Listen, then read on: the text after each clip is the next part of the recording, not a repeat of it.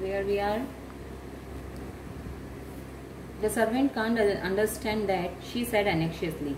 कि सर्वेंट्स ये सारी चीज़ें नहीं समझते एंड ये सर्वेंट्स जो हैं वो और ज़्यादा एक्टिव और ज़्यादा अलर्ट वॉचफुल हो गए हैं, मतलब बहुत ज़्यादा ऑब्जर्व करते हैं घर में कि क्या हो रहा है और कौन आ रहा है कौन जा रहा है. And their courtesy means their politeness was as careful as ever, but their eyes were cold upon the pair to whom they were hired. वो अपना काम करते हैं, साथ साथ उनका उस पेयर पे भी नज़र रहती है, मतलब हाना और डॉक्टर सैडियो पे की जिन्होंने उनको हायर किया है. It is clear what our master ought to do, the old gardener said one morning. अब एक दिन जब ये सारे सर्वेंट्स एक साथ मिलते हैं and they were discuss about this problem, तो जो ओल्ड गार्डनर है is saying that it is clear that आर जो भी हमारे मास्टर ने हमको कहा है वही हमें करना होगा.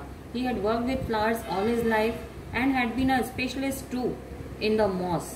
For Sadao's father he had made one of the finest moss gardens in Japan, sweeping the bright green carpet constantly so that not a leaf or a pine needle marred the velvet of its surface. My old master's son knows very well what he ought to do, he now said, pinching a bud from a bush as he spoke, and when the man was so near death, why did he not let him bleed? Okay.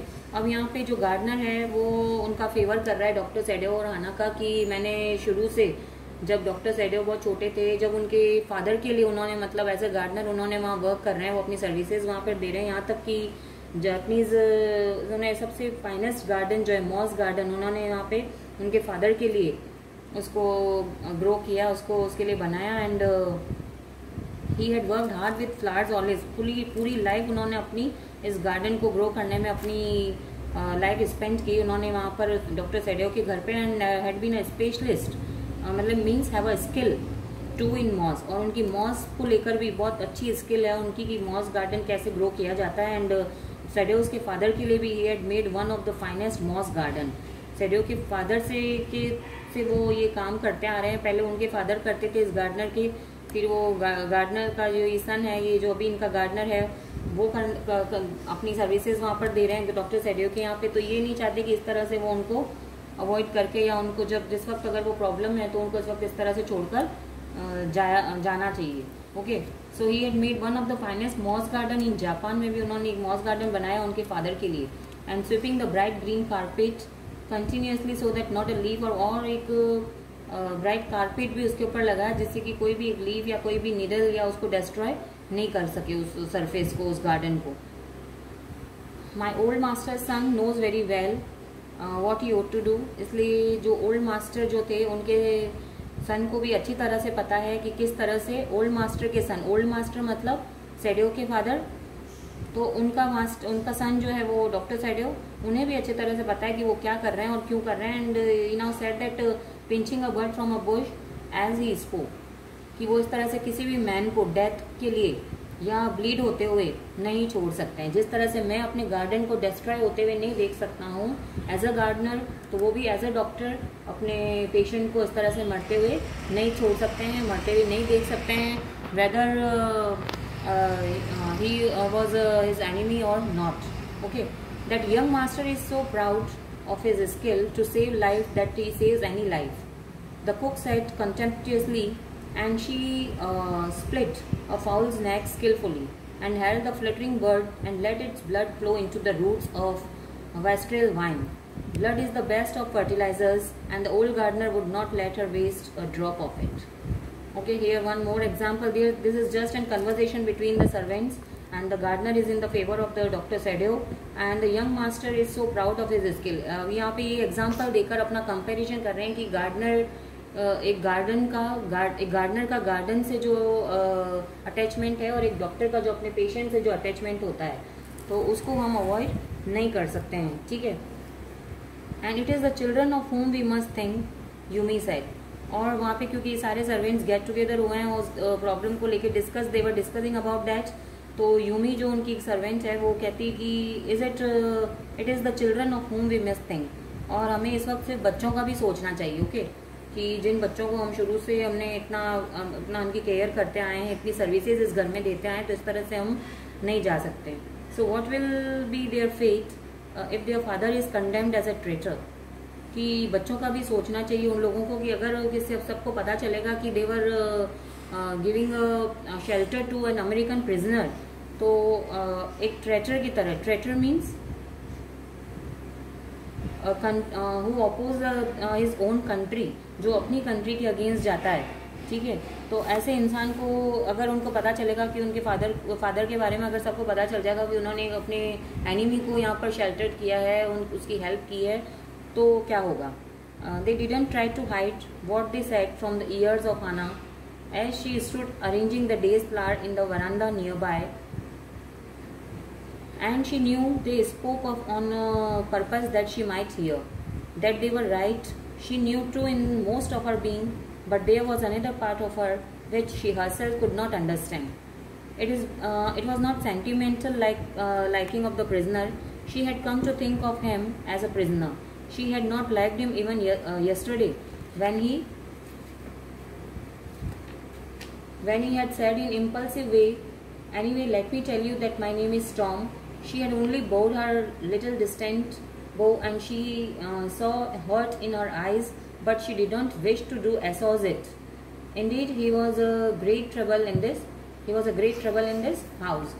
यहाँ तक कि वो जैसे कुछ बातें वो सुन लेती हैं सर्वेंट्स की, जो डिस्कशन चल रहा है वो वरांडा में फ्लावर्स लगाते वक्त, तो उसका भी ध्यान वहाँ पे डाइवर्ट होता है उनके सर्वेंट्स की बातों को लेकर। और यहाँ तक कि हना is also not satisfied with all these things. हना को भी ये सब पसंद नहीं है कि जिस तरह से अमेरिकन प्रिजनर को उन्होंने वहाँ पर रखा है। और एक दिन पहले एक वो एग्जाम्पल और बताती है कि जब मैं उसके रूम में गई थी और वो अपना मुझे नाम बताने लगा था कि आई एम टॉम, तो वो बिल्कुल भी इंटरेस्टेड नहीं थी उसके बारे में कुछ भी जानने में, ठीक है। That anyway let me tell you that my name is Tom. तो she had only bowed her hand little distant, bowed means bend down, okay. वो थोड़ा सा बेंड डाउन होकर वो बिना इंटरेस्ट के वो उसकी बात सुनती है। And she show hurt in his eyes, but she didn't wish to assuage it. Assuage it means calm down. उसके आईज में वो हर्ट, वो डर वो देख रही है उसके प्रिजनर के, लेकिन फिर भी वो बिल्कुल she didn't like that person is to be stay in their house, क्योंकि उसकी वजह से इतनी प्रॉब्लम हो रही है। As for Sadao every day he examine the wound carefully. और एवरी डे सैडेव अपना काम कर रहे हैं, लेकिन अपनी ड्यूटी, अपनी रिस्पॉन्सिबिलिटी जो उनकी वो पूरी कर रहे हैं। वो उसको एवरी डे जाकर उसका चेकअप करते हैं। The last stitches had been pulled out this morning. और आज मॉर्निंग में उनकी जो लास्ट स्टिचेज हैं, जो भी स्टिचेज उनके आए हैं, उनको उसको निकाला जाएगा, okay. And the young man would in a fortnight be nearly as well as ever. Sadev went back to his office and carefully typed a letter to the chief of the police reporting the whole matter. अब यहाँ पर क्योंकि last stages खुलने वाले हैं prisoner के, Tom के, और यहाँ पे वो सैडेव ये भी डिसाइड करते हैं कि अब वो फाइनली जब वो ठीक हो चुका है, अब उसको फर्स्ट एड जो भी उसका बुलेट वगैरह उसको ऑपरेट कर दिया गया, सर्जरी हो गई है, अब वो थोड़ा ही वॉज फीलिंग बेटर। तो ये सोच रहे हैं कि अब ये जो जनरल है, जो चीफ है, उसको लेटर लिखेंगे, पुलिस को इन्फॉर्म करेंगे इसके American regarding this American prisoner. तो एक लेटर टाइप करते हैं चीफ ऑफ द पुलिस को, सारा कुछ उसमें मैटर जो है वो जो भी उनके साथ हुआ उन्होंने शुरू से एंड तक उसका सारा रिपोर्ट उसकी बनाई। And on the 21st day of Feb an escape prisoner was washed up on the shore in front of my house. इस तरह से मतलब ये लेटर वो लिख रहे हैं कि 21 Feb को ये एक एस्केप प्रिजनर तो जो था वो मेरे शोर मीन्स कोस्ट, सी कोस्ट, मेरे घर के सामने मुझे वो नज़र आया, मुझे मिला और मैंने उसको ट्रीट किया, ओके, ऑपरेट किया। मतलब इस तरह से the doctor Sadev was typing the letter to the chief of the police while informing about everything. And so far he typed and then he opened a secret drawer of his desk and put the unfinished report in it. अब वो report पूरी सही भी नहीं, मतलब जो उनके मन में आया था उस वक्त उन्होंने वो टाइप करके उसको लेटर को, उस रिपोर्ट को ड्रॉर में रख दिया, ठीक है। उसको कोई बिल्कुल भी एडिटिंग या एक फाइनल रिपोर्ट उन्होंने अभी तक तैयार नहीं की थी, एक रफ रिपोर्ट उन्होंने बनाई और ड्रॉर में रख दी। On the 7th day after the two things happened in the morning the servants left together. अब 7th डे, क्योंकि 7 days हो चुके हैं उस अमेरिकन प्रिजनर को वहाँ पे ट्रीट करते हुए। एंड उस 7th डे के बाद में क्या हुआ, दो चीज़ें हुई। क्या हुई? दो चीज़ें।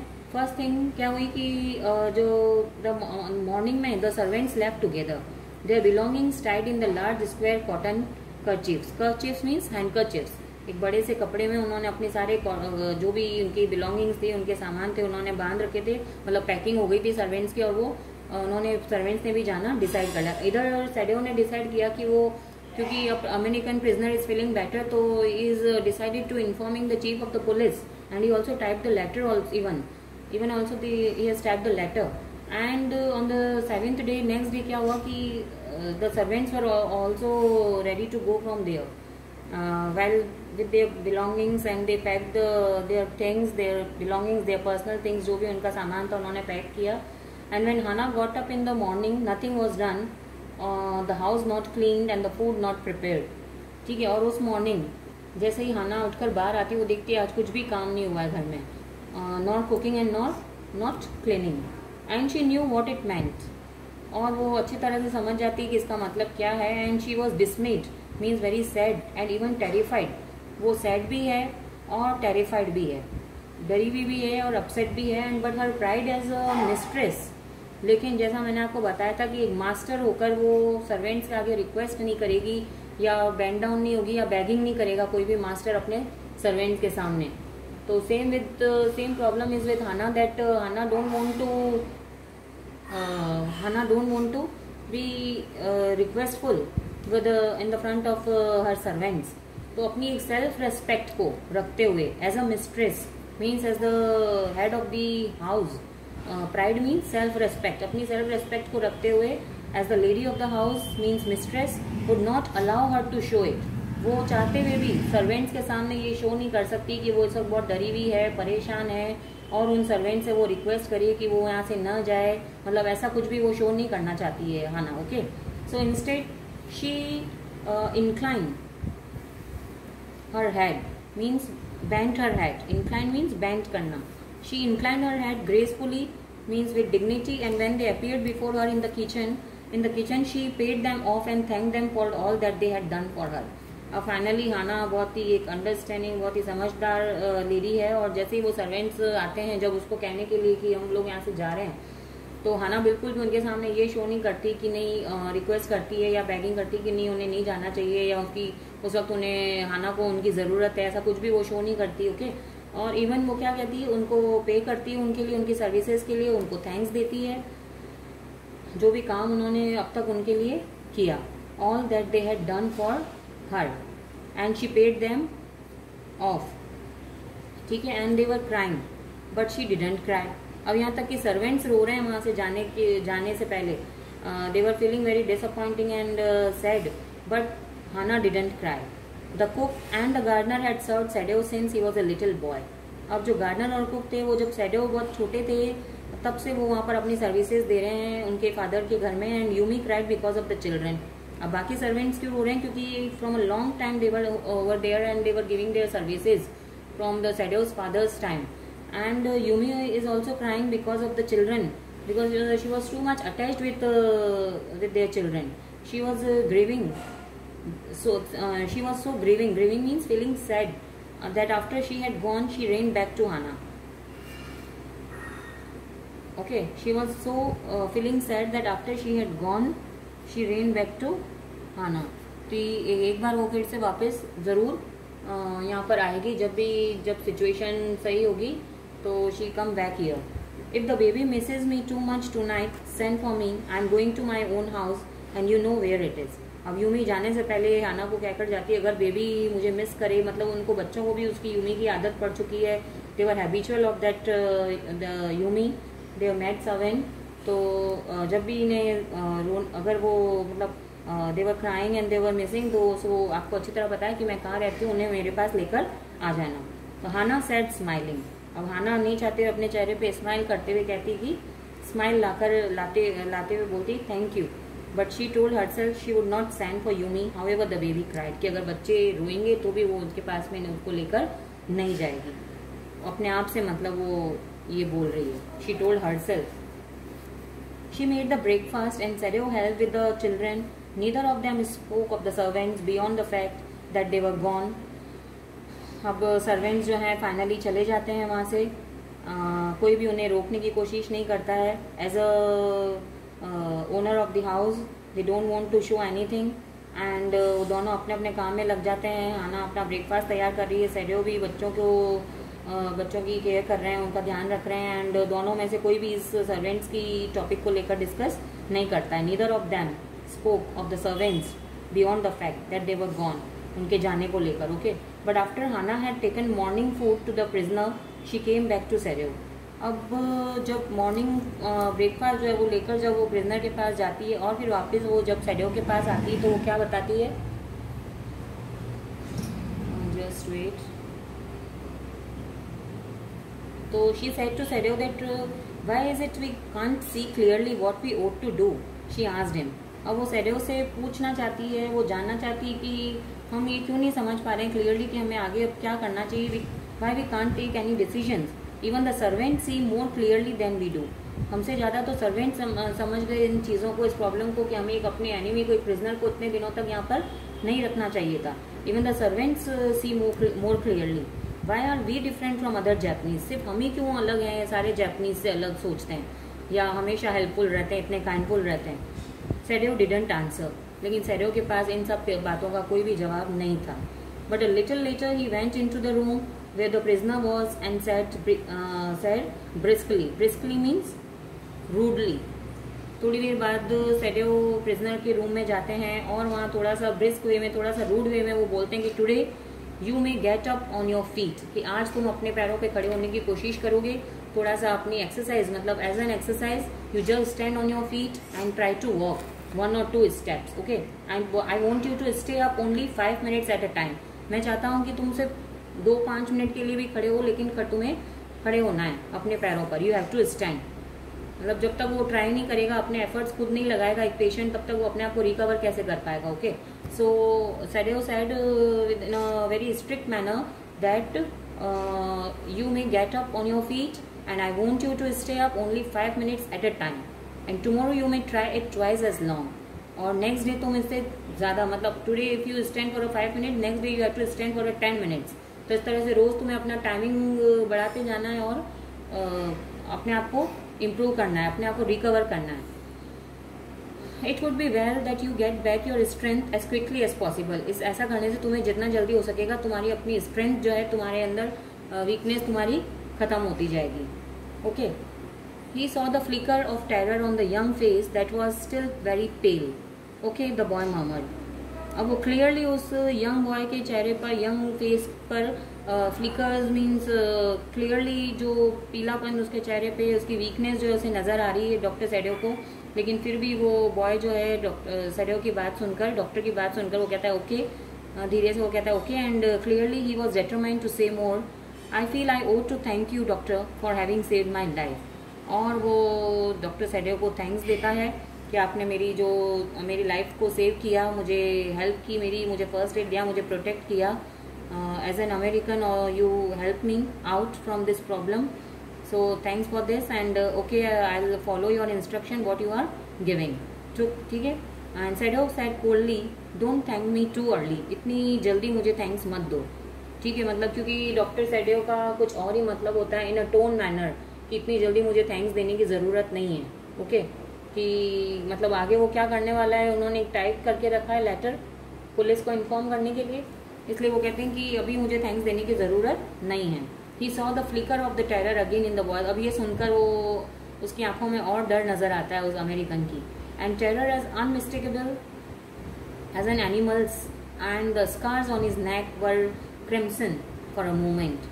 और वो एक मतलब unmistakable means without, terror as without as an animals, मतलब जैसे एक एनिमल्स को भी किसी चीज़ से डर लगता है। या कंपेरिजन एक किया इन्होंने कि तो वो भी इस वक्त बहुत डरा हुआ है, एक एनिमी, एज ए एनिमी वो सोच रहा है कि इसके साथ और तो कुछ नहीं करने वाले हैं ये लोग। और ड्यू टू दिस वरीडनेस उसके जो क्रिम्सन्स, जो नेक पे जो क्रिम्सन्स हैं, कुछ मोमेंट्स के लिए जो स्कार्स हैं उसके नेक पे वो और ज़्यादा क्रिम्सन हो जाते हैं। क्रिम्सन मीन्स डार्क रेड, मतलब वो हैरान परेशान हो जाता है। And those scars what were they, Sadio didn't ask. और उन स्कार्स को लेकर, उन रेडिश मार्क्स जो हैं उसके चेहरे पर जो नज़र आ रहे हैं उसको लेकर सैडियो जो है बिल्कुल भी नहीं पूछता है कि क्या प्रॉब्लम है, तुम इतने परेशान क्यों नज़र आ रहे हो। ठीक है, अब यहाँ पे तो ये फर्स्ट थिंग आपको बता दी कि 2 चीज़ें हुई थी सेवन डे। ओके, एक तो ये सर्वेंट्स चले गए थे, second thing, you just read the chapter and you come to know about this, you just tell me next day, okay? Second thing जो है वो आगे we will continue yesterday.